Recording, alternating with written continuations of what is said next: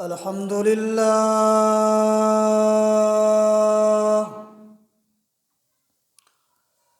الحمد لله وكفى وسلام على سيد الرسل وخاتم الأنبياء،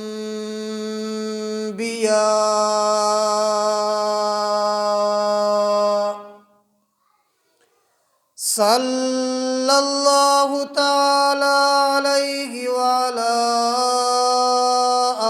آله وأصحابه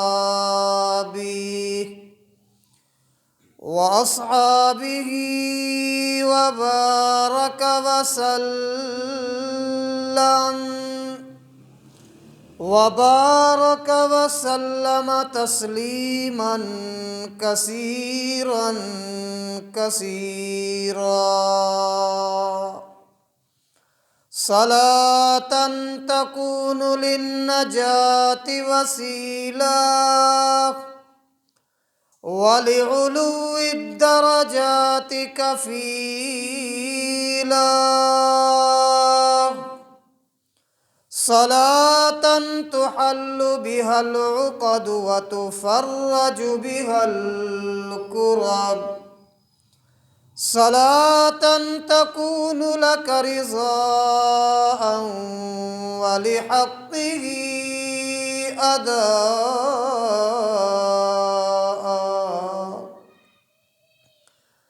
فقد قال الله تبارك وتعالى في القرآن المجيد والفرقان الحميد: أعوذ بالله من الشيطان الرجيم، بسم الله الرحمن الرحيم.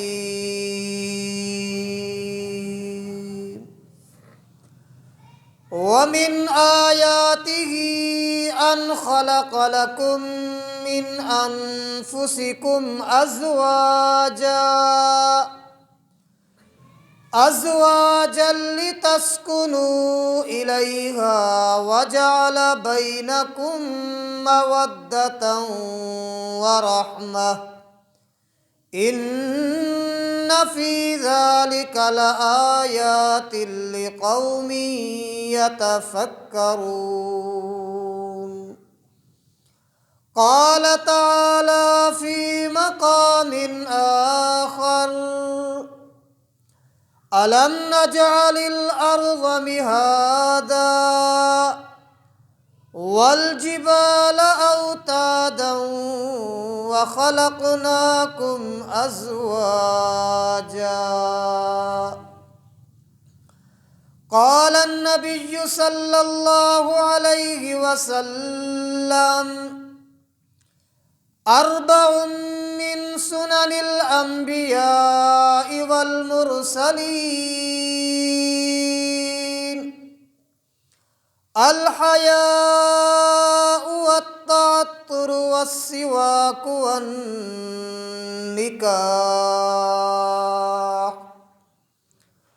قال النبي صلى الله عليه وسلم: من ولد له ولد فليحسن اسمه وأدبه، فإذا بلغ فليزوجه، فإن بلغ ولم يزوجه فأصاب اسما فإنما اسمه على أبيه. وقال النبي صلى الله عليه وسلم: قال مكتوب في التوراة: من بلغت ابنته 12 سنة ولم يزوجها فأصابت اسما فاسم ذلك عليه، وقال النبي صلى الله عليه وسلم حبب إلي من الدنيا ثلاث: الطيب والمرأة الصالحة وقرة عيني في الصلاة، أو كما قال النبي صلى الله عليه وسلم. صدق الله العلي العظيم،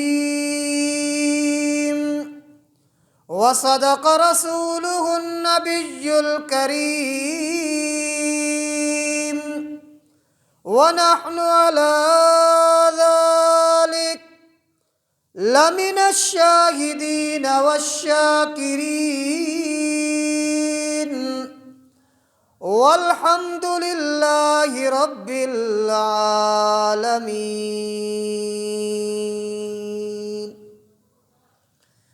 نماز اچھی، حج اچھا، زکوٰۃ اچھی، نماز اچھی، حج اچھا، زکوٰۃ اچھی، مگر میں باوجود اس کے مسلمان ہو نہیں سکتا، نہ جب تک کٹ مروں میں خواجہ بطحا کی حرمت پر، خدا شاہد ہے کہ کامل میرا ایمان ہو نہیں سکتا۔ اللہم صلی علی محمد وعلی آل محمد واصحاب محمد وازواج محمد وبارک وسلم۔ تمام احباب محبت و ذوق کے ساتھ عبادت کی نیت سے حضور اکرم صلی اللہ علیہ وسلم کی ذات اقدس پہ تحفہ درود و سلام پڑھ لیجئے۔ اللہم صلی علی سیدنا مولانا سیدنا۔ اللہ تبارک و تعالیٰ کی بے انتہا حمد و توصیف،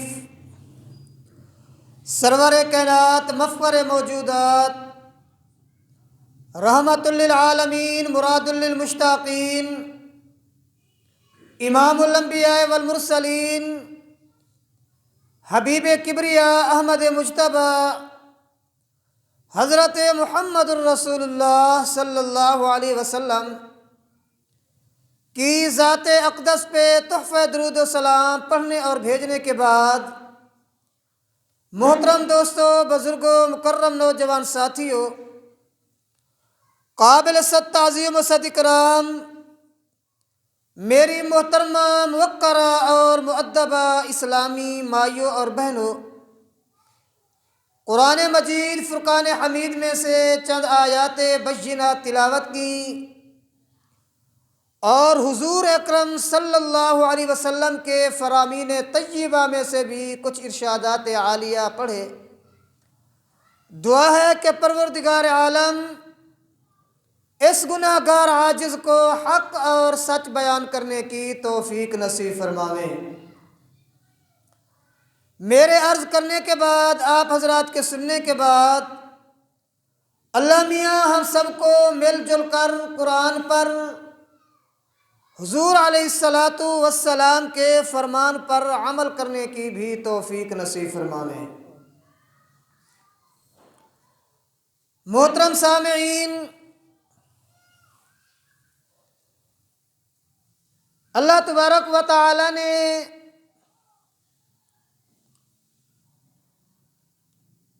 نظام کائنات، نظام دنیا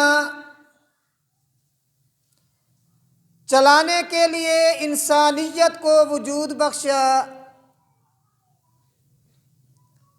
اور پھر انسانیت کی نسل اور بقا کے لیے اللہ پاک نے جناب آدم علیہ السلام کی بائیں پسلی سے حضرت جناب حوا علیہ السلام کو وجود بخشا۔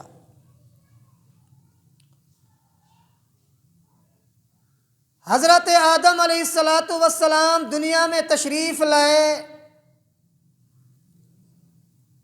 شاہ عبدالعزیز محدث دہلوی رحمۃ اللہ علیہ لکھتے ہیں، جب آدم علیہ السلام غیر جنس کو دیکھتے، جانداروں کو دیکھتے، طرح طرح کے جانوروں پہ نظر پڑتی، تو کچھ پریشان اور کچھ نہ کچھ دل کے اندر بے چینی بھی پیدا ہو جاتی تھی، اور بار بار یہ دعا کرتے، اللہ میاں میرے ساتھ بات چیت کرنے کے لیے میرا کوئی ہم جنس پیدا فرما۔ اکیلا ہوں، کسی کو اپنے دل کا حال سنا نہیں سکتا، کسی کے ساتھ بیٹھ کر کھا نہیں سکتا، وہ طرح طرح کے جانور، اللہ میاں مہربانی فرما میرا کوئی ہم جنس، کوئی انسانیت کو وجود عطا فرما۔ علماء کرام لکھتے ہیں، جمعہ کا دن حضرت آدم علیہ السلام سوئے ہوئے تھے۔ اسی اثناء، اسی دوران اللہ پاک نے فرشتوں کو حکم دیا کہ اے میرے فرشتوں، جاؤ میرے اس بندے سے، اس انسان سے میرے نبی آدم علیہ السلام کی بائیں پسلی سے ایک خوبصورت عورت کو باہر نکالو۔ آ گئے وہ اللہ کے نورانی فرشتے، انہوں نے اپنی ڈاکٹری کی، آپریشن کیا، جو کچھ بھی کیا، جناب آدم علیہ السلام کی بائیں پسلی کو چیرا اور اندر سے ایک خوبصورت عورت کو باہر نکالا۔ اس کے بعد پھر اس زخم کو ملایا آپس کے اندر۔ علماء کرام لکھتے ہیں کہ تھوڑی دیر کے بعد حضرت آدم علیہ السلام کو جاگ آ گئی، اٹھ بیٹھے۔ کمال تو یہ ہے کہ نہ درد ہوا نہ تکلیف ہوئی۔ اس رب ذوالجلال کی شان یہ ہے کہ وہ زخم کے آثار بھی باقی نہیں تھے۔ جب آدم علیہ السلام بیدار ہوئے، دیکھا ایک ہم جنس انسانیت کی شکل سامنے ہے، اور پوچھنے لگ گئے کہ تو کون ہے، کہاں سے آئی؟ اتنے میں اللہ پاک کی طرف سے پیغام آیا کہ میرا آدم، تو بھی میرا بندہ ہے، یہ بھی میری بندی ہے، تو بھی ہماری طرف سے بنا ہوا انسان ہے، اسے بھی ہم نے وجود بخشا۔ اے میرے آدم، تو پریشان تھا، ہم نے تیری دل لگی کی خاطر، ہم نے تجھے محبت و مودت کے ساتھ رہنے کی خاطر اس عورت کو وجود بخشا ہے اور اسے دنیا کے اندر مبعوث کیا۔ حضرت آدم علیہ السلام نے جب عورت کو دیکھا، اللہ پاک نے بھی کہہ دیا کہ یہ انسان ہے، آپ نے ان کے ساتھ محبت و مودت، دل لگی کی باتیں کرنی ہیں۔ آدم علیہ السلام نے آزمانا چاہا، چلو میاں اس کے کندھے پہ ہاتھ تو رکھوں، دیکھوں غصے والی ہے، پیار والی ہے، کیا کرتی ہے۔ ابھی ہاتھ نہیں پہنچاتا، اوپر سے آرڈر آ گیا کہ میرے آدم ایسے ہاتھ نہیں رکھ سکتے، بلکہ پہلے اس کا حق مہر ادا کرنا پڑے گا، بعد میں اس عورت کو ہاتھ لگا سکتے۔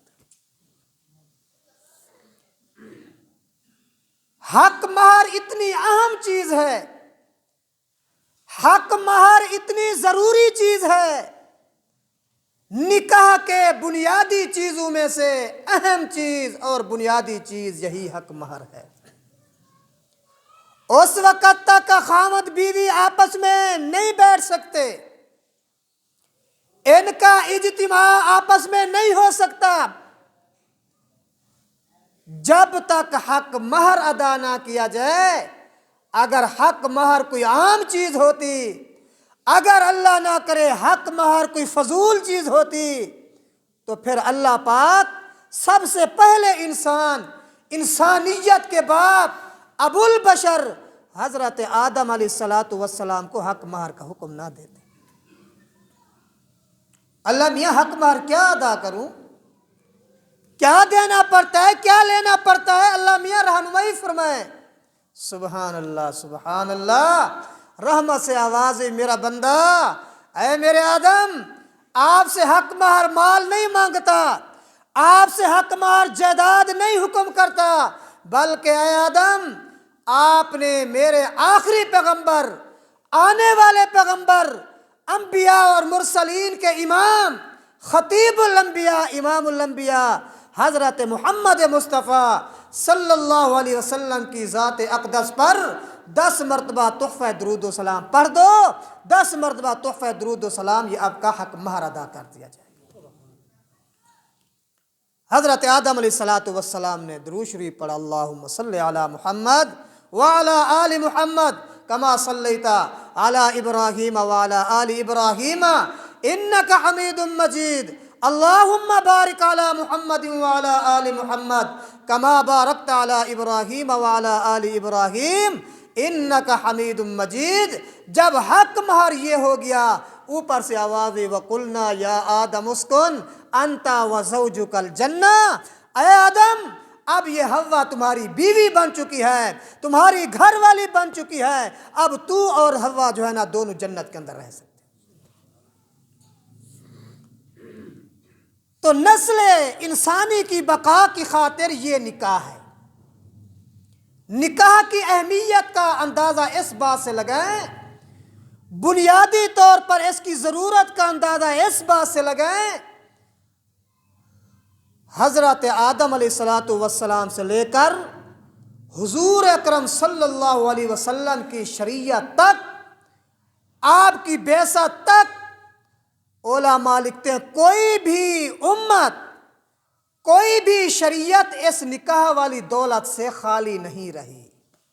ہر امت میں نکاح فرض تھا، ضروری تھا۔ ہر نبی کی امت کے اندر یہ نکاح فرض تھا۔ اور مزید علماء کرام لکھتے ہیں کہ نکاح کی اہمیت کا اندازہ اس سے لگائیں، کوئی عبادت ایسی نہیں کہ مرنے کے بعد ہو۔ نماز ہے، روزہ ہے، حج ہے، زکوٰۃ ہے، جہاد ہے، خیرات ہے، انسان مر جاتا ہے، دنیا سے فوت ہو جاتا ہے، اس کے اعمال ختم، نماز روزہ کا اب ثواب ختم۔ لیکن علماء کرام لکھتے ہیں 2 چیزیں ایسی ہیں، حضرت آدم سے لے کر رسول اللہ صلی اللہ علیہ وسلم تک، آپ کے زمانے سے لے کر اب 1400-1500 سال بعد تک، قیامت تک، حتیٰ کہ جنت کے اندر بھی 2 عبادتیں ایسی ہیں کہ جو جنت میں بھی برقرار رہیں گی۔ ان میں سے نمبر 1 فرمایا ایمان والی دولت، اور نمبر 2 فرمایا نکاح والی دولت۔ ایمان کی دولت بھی جنت میں برقرار ہے، کیونکہ ایمان نہ ہو تو پھر جنت کا داخلہ نہیں۔ اور فرمایا کہ نکاح والی دولت بھی جنت میں برقرار رہے گی۔ کیا مطلب؟ یعنی تمہاری ہونے والی دنیاوی بیویاں، اللہ پاک فرماتے ہیں جنت کے اندر یہ حوروں سے بھی کئی گنا خوبصورت بنا کر ہم ان کو جنت میں بھی تمہارا ساتھ دیں گے۔ تو نکاح کی اہمیت اتنی ہے، نکاح کی ضرورت اتنی ہے۔ اور علماء نے کچھ اور بھی لکھا، شاہ ولی اللہ محدث دہلوی رحمۃ اللہ علیہ، وہ فرماتے ہیں کچھ خوبیاں مرد کے اندر ہوتی ہیں، کچھ خوبیاں عورت کے اندر ہوتی ہیں۔ اب تو معاذ اللہ وہ کہتے ہیں ٹرانسجینڈر ہے بھائی، معاذ اللہ مرد مرد کے ساتھ نکاح کرے، عورت عورت کے ساتھ نکاح کرے۔ وہ میاں ذرا نکاح کی حیثیت پہ دیکھیں، ذرا نکاح کے لوازمات کو دیکھیں۔ کچھ لوازمات نکاح کے ایسے ہیں کہ مرد پوری کر سکتا ہے، عورت پوری نہیں کر سکتی۔ کچھ ضروریات ایسی ہیں کہ عورت پوری کر سکتی ہے، مرد پوری نہیں کر سکتا، اس لیے اللہ پاک نے مرد اور عورت کے نکاح کو لازم قرار دیا۔ اب مرد جو ہے نا وہ محنت مشقت کر سکتا ہے، مرد اپنے گھر کی حفاظت کر سکتا ہے، مرد باہر جا کر رزق روزی کما سکتا ہے، مرد کے اندر حوصلہ زیادہ ہوتا ہے، مرد کے اندر غیرت زیادہ ہوتی ہے۔ اور اس کے برعکس دیکھا جائے کہ عورت وہ محنت مشقت نہیں کر سکتی، عورت مرد کی طرح بازار میں نہیں جا سکتی، عورت مرد کی طرح بات چیت نہیں کر سکتی۔ ہاں کچھ کمیاں مرد کے اندر ہیں کہ مرد بچوں کی دیکھ بھال نہیں کر سکتا، مرد بچوں کی پرورش نہیں کر سکتا، وہ عورت کر سکتی ہے۔ مرد کی ضرورت عورت کیسے پوری ہوگی؟ عورت کی ضرورت مرد سے پوری ہوگی۔ اس لیے اب شریعت کہتی ہے ان دونوں کا اجتماع ایک خاص طریقے سے کر دیا جائے تو یہ حلال ہے۔ اگر ان دونوں کا اجتماع ایک حرام طریقے سے ہو، کیا مطلب نکاح نہ ہو تو وہ حرام کہلائے گا، اور ان کی جو اولاد پیدا ہوگی وہ حلال ہی نہیں ہو سکتی۔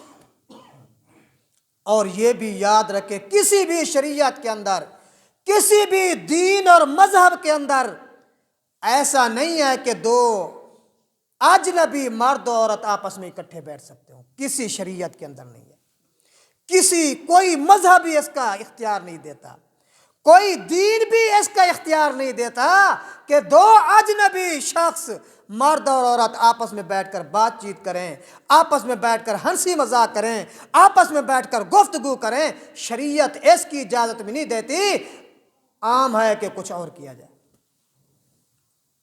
تو نکاح کی ضرورت ہے، نکاح کی اہمیت ہے، اور حضور اکرم صلی اللہ علیہ وسلم نے نکاح کے متعلق بے شمار فوائد ارشاد فرمائے۔ مشکات شریف جلد 2 کے اندر امام الانبیاء سرکار دو عالم صلی اللہ علیہ وسلم نے بے شمار نکاح کے فضائل ارشاد فرمائے۔ آپ نے فرمایا من اعز للبصر واحسن للفرج یا معشر القریش، اے نوجوان، یا معشر الشباب، اے نوجوانوں کی جماعت نکاح کیا کرو، فإنہ اغض للبصر، فرمایا کہ تمہاری آنکھ میں حیا پیدا ہوگی، واحسن للفرج، تمہاری عزت کی حفاظت ہوگی، اور اسی طرح فرمایا کہ نکاح اللہ پاک کا حکم ہے۔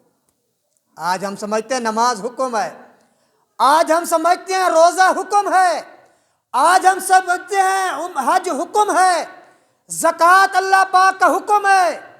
کیوں بھائی؟ کہتے قرآن میں ذکر ہے اقیموا الصلاۃ آتوا الزکاۃ کتب علیکم الصیام وللہ علی الناس حج البیت۔ میاں خدا کی قسم، جیسے یہ چیزیں اللہ پاک کا حکم ہے، اسی طرح نکاح کرنا یہ بھی اللہ پاک کا حکم ہے۔ نکاح کرنا کس کا حکم ہے؟ اللہ پاک کا حکم ہے۔ اب آپ مجھے خود اندازہ لگا کر بتلائیں جو اللہ پاک کا حکم ہو وہ دین ہوتا ہے یا دنیا ہوتا ہے؟ وہ دین ہوگا نا جو اللہ کا حکم ہے۔ مگر آج ہماری بدقسمتی، آج ہماری بد نصیبی، جتنا شریعت نے نکاح کو اہمیت دی ہے، آج غیر مسلموں نے، ملکی رسم و رواج نے اور قوم برادری کے رسم و رواج نے اتنا ہی نکاح کو معاذ اللہ بےہودہ بنا دیا ہے۔ صرف یہاں تک نہیں، آج اگر دیکھا جائے بڑی شد و مد کے ساتھ، بڑی تیزگی کے ساتھ ایسی ایسی چیزیں حرام، ناجائز، فحاشی اور عریانی والی چیزیں نکاح کے اندر لائی جا رہی ہیں، فرمایا کہ نکاح کو اسلامی کہنا بھی لوگوں کے لیے دشوار بن چکا ہے۔ اب تو شریعت کے مطابق نکاح ہو، لوگوں نے اس کو بالکل اوجھل ہی کر دیا، میاں یہ تو دنیاوی کام ہے، اللہ کی قسم یہ دنیاوی کام نہیں، یہ دین کا کام ہے۔ نماز بغیر وضو کے پوری ادا نہیں ہوتی، روزہ کھانے پینے سے رکنے کے سوا ادا نہیں ہوتا، حج جب تک صفا مروہ نہ کرو، بیت اللہ میں نہ جاؤ، مقام مزدلفہ میں نہ جاؤ، عرفات میں نہ جاؤ، حج ادا نہیں ہوتا جب تک صاحب استطاعت نہیں، زکوٰۃ ادا نہیں ہوتی۔ خدا کی قسم اسی طرح جب تک نکاح کی اہمیت کو نہیں سمجھیں گے، جب تک نکاح کے اندر ہونے والے خرافات کو ہم دور نہیں کریں گے، تب تک ہمارے نکاحوں کے اندر برکت پیدا نہیں ہو سکتی۔ اور علماء نے واضح لکھا ہے، میں اپنی طرف سے نہیں کہہ رہا، علماء کرام نے واضح لکھا ہے، بعض وہ چیزیں ہیں جو نکاح میں حرام اور ناجائز ہیں، لا یجوز، گانا بجانا، مزامیر، موسیقی کی اولاد، اسی طرح فرمایا کہ جھومر ہوتی ہیں، ماں بہن وہ گھر کے اندر دریس ہوتی ہے، کیا بلا ہوتی ہے وہ مار رہی ہیں، اسی طرح جو ہے نا وہ دولہے کو مہندی لگائی جا رہی ہے، دولہے کے ہاتھ میں وہ گانا ڈالا جا رہا ہے، یہ ساری صحرا بندی ہو رہی ہے۔ علماء کرام نے لکھا ہے کہ یہ ساری چیزیں حرام ہیں، حرام۔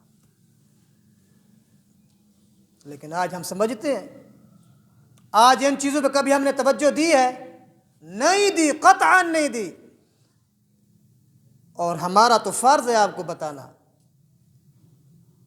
ہماری تو ذمہ داری ہے اس منبر پر بیٹھ کر آپ کو دین کا مسئلہ بتانا، نیک باتوں پہ عمل کرنا تمہارا کام ہے، یہ نہ دیکھو کہنے والا کون ہے، کیا نام ہے، اس مولوی کو نہ دیکھو، بلکہ یہ دیکھو ہمارا قرآن کیا کہتا ہے، ہماری حدیث کیا کہتی ہے، رسول اللہ صلی اللہ علیہ وسلم کا فرمان کیا کہتا ہے۔ نکاح نمبر 1 اللہ پاک کا حکم ہے، وَآتُوا النِّسَاءَ صَدُقَاتِهِنَّ نِحْلَةً فَانكِحُوا مَا طَابَ لَكُم مِّنَ النِّسَاءِ۔ نکاح اللہ پاک کا حکم ہے تو اسے اللہ پاک کا حکم سمجھ کر ہی ادا کرنا چاہیے، یعنی دین کے مطابق نکاح کرنا چاہیے، دنیا کے مطابق نکاح نہیں ہونا چاہیے۔ اور نمبر 2، نکاح تمام انبیاء کی سنت ہے، 4 من سنن الانبیاء والمرسلین، الحیا والتعطر والسواک والنکاح، 4 چیزیں ہر نبی کے زمانے میں دور میں سنت رہی ہیں۔ حیا بھی ہر نبی کے اندر، مسواک کرنا بھی ہر نبی کی سنت، خوشبو لگانا بھی ہر نبی کی سنت۔ نمبر 4 والنکاح، نکاح کرنا بھی ہر نبی کی سنت۔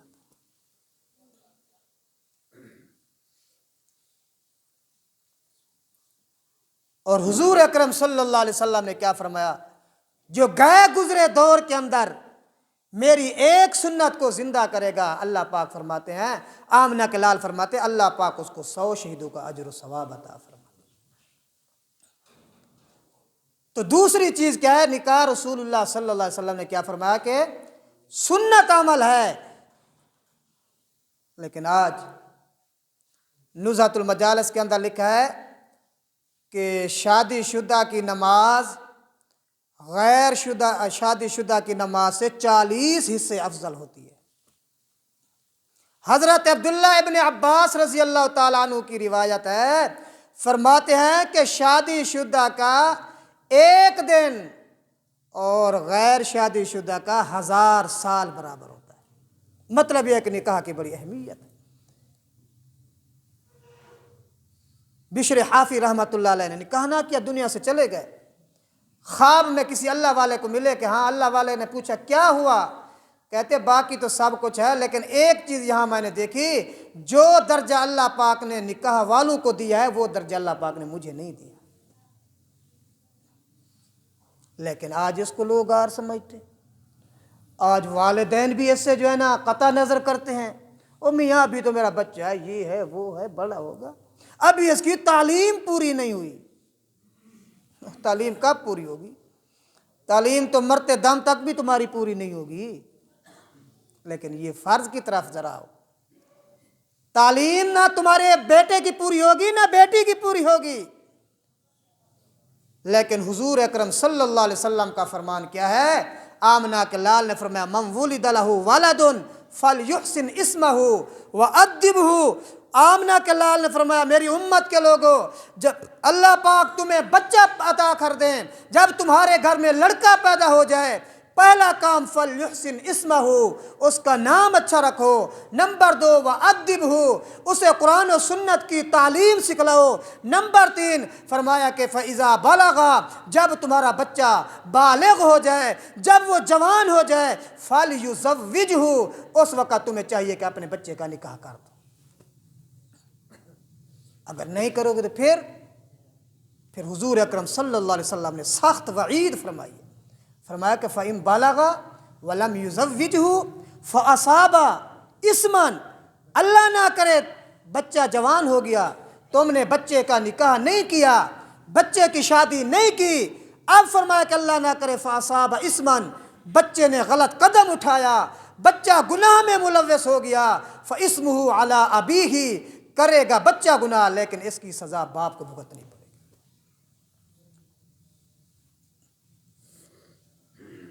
آج تو طرح طرح کی پھر باتیں ہوتی ہیں، جی ابھی تو چھوٹا ہے، ابھی تو یہ 8 پڑھا ہے، 10 پڑھے گا، میٹرک کرے گا، فلاں کرے گا، PhD کرے گا، یہ کرے گا۔ ان چیزوں کو چھوڑو۔ آمنہ کے لال صلی اللہ علیہ وسلم نے جہاں پر بچے کے متعلق فرمایا، اسی مشکات شریف کے اندر دوسری حدیث حضور اکرم صلی اللہ علیہ وسلم کیا فرماتے ہیں؟ آمنہ کے لال فرماتے ہیں مکتوب فی التوراۃ، لوگوں تورات میں بھی موجود ہے، تورات میں لکھا ہوا ہے، فرمایا کہ من بالغت ابنتہ اثنتی عشرۃ سنۃ، جب تمہاری بچی 12 سال کو پہنچ جائے، ولم یزوجھا، اور تم نے اس کا نکاح نہیں کیا، فاسم ذلک علیہ، اللہ نہ کرے اگر بچی بھی کوئی گناہ کرے گی تو اس کی سزا بھی والدین کو بھگتنی پڑے۔ آج اس چیز کو کوئی دیکھتا ہے؟ آج اس چیز کو ہم نہیں دیکھتے۔ آج یا تو بٹھایا ہوا جہیز کی خاطر، یا بھی لڑکا کوئی جنٹر مین، کوئی انگلش دان، کوئی سائنس دان، کوئی وکیل، کوئی افسر، کوئی جرنل، کوئی کرنل کا بیٹا ملے گا تب نکاح کرے۔ وہ میاں بھائی کو دے دے، بھائی کے بیٹے نہیں، وہ حافظ قرآن ہے، وہ کیا کرے سی؟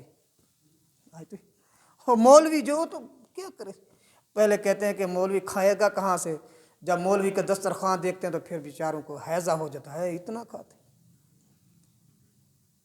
تو آج اس چیز کو بھی ایک رسم بنا لیا گیا ہے نا، اور یہود و ہنود نے تو اتنا ہمارے اندر بگاڑ پیدا کر دیا، انگریز نے۔ آج ڈاکٹر بھی اللہ معاف کرے، نکاح کس کے ساتھ ہوا ہے؟ ہاں جی وہ کزن ہے، چچا زاد، بس اب تمہاری زندگی اچھی نہیں گزرے گی۔ کزن کے ساتھ، ہاں بس اب تمہاری اولاد بھی نہیں ہوگی۔ یہ طرح طرح کی ڈاکٹر بھی، اللہ ان کو خوش رکھے۔ اگر یہ بات ہوتی تو حضور اکرم صلی اللہ علیہ وسلم کی ازواج کو دیکھیں، بنات کو دیکھیں، بیٹیوں کو دیکھیں، آپ نے کیسے کیسے رشتے فرمائے، قریبی رشتے کیے ہیں۔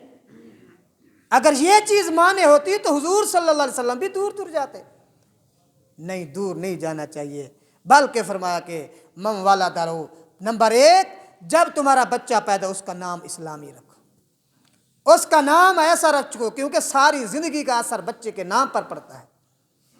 نمبر 2 اس کو اسلامی تعلیم دو، قرآن و سنت کی تعلیم دو۔ شاہ ولی اللہ محدث دہلوی رحمۃ اللہ علیہ وہ فرماتے ہیں جب بچہ سمجھدار ہو جائے، میاں اگر بچہ دین میں نہیں چل سکتا، بچے کا ذہن دنیا کی طرف جاتا ہے، کسی کاروبار کی طرف جاتا ہے، اس کو کاروبار میں لگاؤ، سکولی تعلیم کی طرف جاتا ہے، اس کو سکول کی تعلیم دو۔ جس طرف بھی حرفت و صنعت کسی کام کی طرف جاتا ہے، اس کو وہی تعلیم سکھلاؤ، لیکن اس کے ساتھ ساتھ دینی تربیت سے پیچھے نہ ہٹو۔ تربیت دین کی دو، ہاں اس کے ساتھ ساتھ وہ ڈاکٹر بھی بن سکتا ہے، اس کے ساتھ ساتھ وہ وکیل بھی بن سکتا ہے، اس کے ساتھ ساتھ وہ افسر بھی بن سکتا ہے، جنرل کرنل بھی بن سکتا ہے، لیکن تربیت اس کی دین والی ہونی چاہیے، دنیا والی تربیت نہ دو۔ تربیت اس کو اچھی دو، اخلاق، آداب،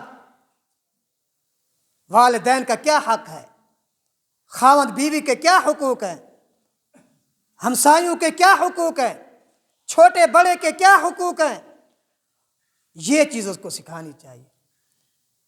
آج بوڑھا بابا کھڑا ہوتا ہے، نوجوان بیٹا کرسی پر بیٹھ کر جو ہے نا، بوڑھا بابا ملازموں کی طرح، نوکری کی طرح سامنے کھڑا ہے اور بیٹا بیٹھا ہوتا ہے۔ حتیٰ کہ علماء نے لکھا ہے وَلَا تَقُلْ لَهُمَا اُف، والدین کو اف تک بھی نہ کہو۔ علماء لکھتے ہیں کہ والدین سے آگے چلنا بھی بے ادبی کے زمرے کے اندر آتا ہے۔ والدین سے چل رہے ہیں، گلی میں جا رہے ہیں، گھر جا رہے ہیں، بازار جا رہے ہیں، فرمایا کہ والد سے آگے چلنا بھی بے ادبی کے زمرے کے اندر آتا ہے۔ تو اللہ ہم سب کی اولادوں کے اچھے نصیب بنائے، دین کی سمجھ نصیب فرمائے۔ تو حضور اکرم صلی اللہ علیہ وسلم نے فرمایا نکاح کا دوسرا فائدہ اور دوسری غرض و غایت وہ کیا ہے کہ نکاح سنت ہے۔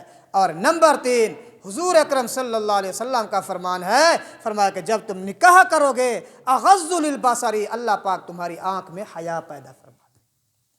نمبر 4 جب تم نکاح کرو گے تمہاری عزتیں محفوظ ہو جائیں گی۔ نمبر 5 حضور صلی اللہ علیہ وسلم نے فرمایا تزوجوا الولود الودود فانی مکاثر بکم الامم، جب تم نکاح کرو گے اللہ پاک تمہیں نیک صالح اولاد عطا فرمائے۔ آج تو کہتے ہیں بچے 2 ہی اچھے،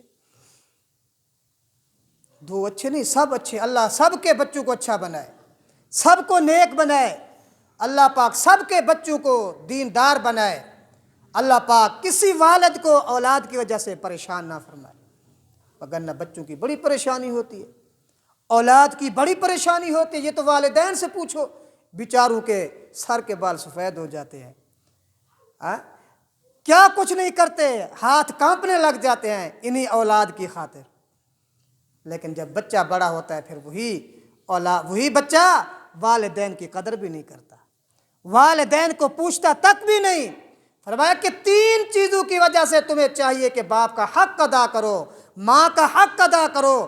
شاہ ولی اللہ رحمۃ اللہ علیہ لکھتے ہیں نمبر 1 وہ تم سے عمر میں زیادہ ہوتے ہیں، اگرچہ تیری عمر 70 سال ہے، تیری سفید داڑھی ہے، کم از کم تیرے باپ کی عمر 90 سال تو ضرور ہوگی نا، 20 سال اوپر تو ہے نا، 15-20 سال تو ضروری ہر والد کی عمر زیادہ ہوتی ہے اولاد سے۔ جو کچھ ہو جائے اگر ایسا واقعہ آ جائے تو فرمایا کہ پھر بھی وہ تم سے عمر کے لحاظ سے بڑے ہیں، ان کا ادب و احترام تمہارے لیے ضروری ہے۔ اور نمبر 2 حل جزاء الاحسان الا الاحسان، فرمایا کہ نیکی کا بدلہ نیکی ہی ہوتی ہے۔ جب تو بچہ تھا کچھ بھی نہیں کر سکتا تھا، اس وقت تیرے باپ نے تیری ساری خدمت کی، تیری ماں نے سب کچھ تیرے لیے برداشت کیا، تو کچھ بھی نہیں کر سکتا تھا۔ اللہ الذی خلقکم من ضعف ثم جعل من بعد ضعف قوة ثم جعل من بعد قوة ضعفا وشیبا، پہلے بھی بڑھاپا بعد میں بھی بڑھاپا، یخلق ما یشاء، اللہ پاک فرماتے ہیں یہ ہماری کاریگری، ہم کس انداز میں۔ تو فرمایا کہ جیسے انہوں نے بچپن میں تیری خدمت کی، بچپن میں تیری دیکھ بھال کی، اب باپ بیچارہ کمزور ہو چکا ہے، اب باپ کے جو ہے نا اس کے کندھے کمزور ہو چکے ہیں، اس کے اعضاء جواب دے چکے ہیں، اب وہ کھانے کا بھی محتاج ہے، وہ پینے کا بھی محتاج ہے، وہ پہننے کے لیے بھی کپڑا ضروری ہے اس کے لیے، اس کا کھانا پینا بھی ہے۔ فرمایا کہ اب اولاد کو چاہیے کہ ماں باپ کی خدمت کرے۔ لیکن آج اس چیز کو دیکھتے ہم بس تازہ علاج ہے بھائی، نکاح کرتے بعد نکاح کے بعد وہی نظریے کی لڑائی ہوتی ہے، بس میں کوانج کروں، میں علیحدہ ہوتا ہوں بس۔ اب اس باپ نے 3 لاکھ روپیہ شادی کے لیے اس بیچارے کی جو ہے نا شادی کے لیے ادھار لیا، اب اس کو تو امید تھی کہ چلو بیٹا یہ خوشی دیکھنے کے بعد کمائے گا، قرضہ دیں گے۔ اس نے شادی کے دوسرے دن کہا کہ بس سب تم الگ ہو جاؤ، میں الگ ہو جاؤں۔ تو اللہ ہم سب کی اولادوں کے حالات پہ رحم فرمائے، ان کو دین کی سمجھ نصیب فرمائے۔ آمنہ کے لال صلی اللہ علیہ وسلم نے 5واں حکم یہی فرمایا، نکاح کرو گے اللہ تمہیں نیک صالح اولاد عطا فرمائیں گے۔ امام احمد بن حنبل رحمۃ اللہ علیہ کی بیٹی کا واقعہ، جب نکاح ہوا رخصتی ہو گئی، سسرال گھر چلی گئی، رات گزری، تہجد کے ٹائم، اللہ والے کی بیٹی تھی، فقہ کا امام احمد بن حنبل رحمۃ اللہ علیہ، تہجد کی نماز میں 5 سپارے قرآن کریم کے پڑھے، سبحان اللہ، ہمیں بھی گھر میں ایسی بہو لانے کی توفیق نصیب فرمائے۔ اللہ ہماری بیٹیوں کو بھی ایسا بنائے، رات کو 5 پارے تہجد میں پڑھے، صبح نماز پڑھی، علماء کرام لکھتے ہیں نماز کے بعد ذکر اذکار وظائف پڑھتی رہی، اتنے میں دروازے پہ دستک ہوئی۔ جی کون؟ بیٹی میں تمہاری ساس ہوں، تمہاری ماں ہوں، دروازہ کھولو۔ کیوں؟ محلے کی عورتیں آپ کو دیکھنے کے لیے آئی ہیں۔ جیسے ہوتا ہے نئی نویلی دلہن ہو تو پھر جو ہے نا پورا محلہ دیکھو بھی کیے جیں گے، دیکھنے کے لیے آئی ہیں۔ اندر سے آواز ہے، اماں جی، ساس جی، الحمدللہ جب سے ہوش سنبھالا ہے آج تک کبھی کسی بے نمازی عورت کا چہرہ میں نے نہیں دیکھا، اور اس نکاح میں آنے والی جو عورتیں ان کے اندر بے نمازی عورتیں موجود ہیں، امی جی ان کو ناراض تو کر سکتی ہوں لیکن اللہ کو ناراض نہیں کر سکتی۔ ایسا نہ ہو کہ ان کا چہرہ دیکھوں میری عبادت ضائع ہو جائے، میں ان کے سامنے نہیں آ سکتی۔ ساس نے بہر کہہ دیا، ہو محلے والی ہو، میری بہو تو یہ کہتی ہے تم بے نمازن ہو، چلی جو میں تمہارا چہرہ نہیں دیکھتی۔ اب جتنی عورتیں آئی تھی آنکھوں میں آنسو رو پڑی، ہائے ہمیں یہ کیا کہہ رہی ہے، ہمیں اس نے کیا بات سمجھا دی ہے، ہم نے تو ساری زندگی نماز بھی نہیں پڑھی اور روزہ بھی نہیں رکھا، کوئی اچھا کام ہم نے کیا بھی نہیں۔ تو انہوں نے کہا کہ ساس جی جو اپنی بہو سے کہہ دو کہ ہم اللہ سے معافی مانگتی ہیں، ہم توبہ کرتی ہیں کہ آج کے بعد کبھی نماز نہیں چھوڑیں گی۔ علماء کرام لکھتے ہیں ایک دن امام کی بیٹی آئی، درس قرآن دیا، دوسرے دن آیا پھر درس قرآن دیا، تیسرا دن آیا پھر درس قرآن دیا، 3 دن کے درس قرآن کی برکت سے 750 عورتوں کو تہجد کا پابند بنا دیا۔ ایسی عورت تھی۔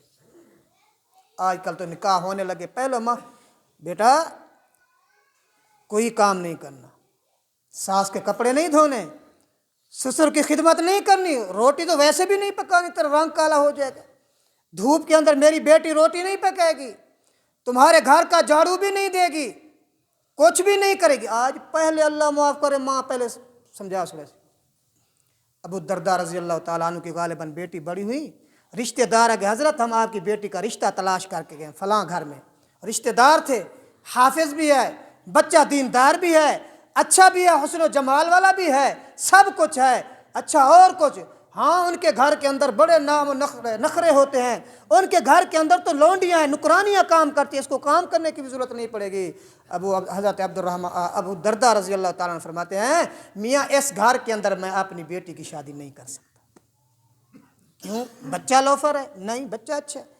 بچے کے اندر صلاحیت نہیں، بچے کے اندر صلاحیت بھی ہے، بچہ حسن و جمال میں اعلیٰ نہیں، سب کچھ ہے، تو پھر کیوں نہیں نکاح کرنا چاہتے؟ حضرت ابو الدرداء رضی اللہ تعالیٰ فرماتے میاں اس کے گھر کے اندر تو لونڈیاں ہیں، اس کے گھر کے اندر تو خدمت گزار نوکرانی ہیں، میری بیٹی کو ساس اور سسر کی خدمت کرنے کا موقع نہیں ملے گا، اس لیے میں نکاح نہیں کرتا کہ میری بیٹی ساس سسر کی خدمت سے محروم ہو جائے گی۔ کاش کہ آج کی ماں بھی یہ سبق دیتی، آج کی ماں یہ درس دے کر جاتی، تو پھر یہ گھر فرمایا کہ جیتا جاگتا ہے اسی دنیا کے اندر بھی اللہ پاک اس کو جنت بنا دیتے۔ تو اس لیے آج کل شادیاں تو ہو رہی ہیں لیکن میں کہتا رہتا ہوں ہم درس قرآن بھی سنتے ہیں، ہم درس حدیث بھی سنتے ہیں، اس کے باوجود جمعہ بھی سنتے ہیں، لیکن ہمارے اندر عمل کی کمی ہے۔ اللہ ہمیں عمل کرنے کی توفیق نصیب فرمائے۔ طرح طرح کی کمی ہے شادی کے اندر، ولیمے کے اندر کیا کچھ نہیں ہوتا ہے، اور ولیمہ کبھی کسی عالم سے پوچھا بھی کر لیا کرو میاں ولیمہ کب کرنا چاہیے، کہ نہیں تو سے پوچھے جتنا بیٹھے، اور کبھی ولیمے کی باری پر وقت پر پوچھ لو عالم صاحب ولیمہ پہلے ہو بعد میں ہو کب کرنا چاہیے۔ یہ ہماری رسم بن چکی ہے، آج تک پہلے ولیمہ نکاح شادی بعد چھوڑی، ایسے ہے نہیں، یہ نہیں ہے۔ کسی عالم سے جا کر پوچھو، کسی عالم صاحب سے جا کر پوچھو کہ ولیمہ کب ہوتا ہے۔ علماء کہ میں نے جو یہاں تک پڑھا ہے علماء کرام لکھتے ہیں، شاہ ولی اللہ محدث دہلوی رحمۃ اللہ نے بھی یہی لکھا، اور اسی طرح مشکاۃ شریف کے محشی نے بھی یہی لکھا، ولیمہ ایک دن نکاح ہو جائے دوسرے دن ولیمہ کرو تو سادہ نکاح ہو، ولیمہ تیزی ہاں مبارک ہے گھوڑ صاحب دلہا صاحب مبارک، کس چیز کو، ابھی تو میرا نکاح بھی نہیں ہوا، ولیمہ پہلے ہو گیا ہے ابھی نکاح بھی نہیں ہوا۔ تو یہ نہیں ہے، کم از کم سوچو تو صحیح بھائی کیا طریقہ کار ہے، سنت کیا کہتے ہیں، رسول اللہ صلی اللہ علیہ وسلم کا فرمان کیا کہتا ہے، آمنہ کے لال صلی اللہ علیہ وسلم کیا فرماتے ہیں اس چیز کے بعد۔ ہاں ولیمہ کرو۔ حضرت عبد الرحمن ابن عوف ہے، آپ کے چہرے پر تھوڑا زعفرانی رنگ لگے ہوئے تھے، آپ نے فرمایا یہ کیا ہے، یا رسول اللہ میں نے شادی کر لی۔ اچھا شادی ہو گئی، مبارک ہو، بارک اللہ لک۔ آپ نے فرمایا اولم ولو بشاتن، عبد الرحمن شادی کی بھی مبارک ہو، جو ایک بکری ہی کیوں نہ ولیمہ ضرور کرو، ولیمہ کرو ضرور کرو۔ لیکن ولیمہ کب کرنا چاہیے، کس کو بلانا چاہیے، یہ مسائل ذرا علماء سے پوچھ لیا کرو۔ تو دعا ہے اللہ ہم سب کو قرآن و سنت کے مطابق زندگی گزارنے کی توفیق نصیب فرمائے، اللہ ہم سب کو رسم و رواج سے بچنے کی توفیق نصیب فرمائے۔ شادی بیاہ کے اندر اللہ سے دعا ہے اللہ ہم سب کو قرآن و سنت کے مطابق ہمیں شادیاں کرنے کی توفیق نصیب فرمائے۔ وآخر دعوانا الحمدللہ۔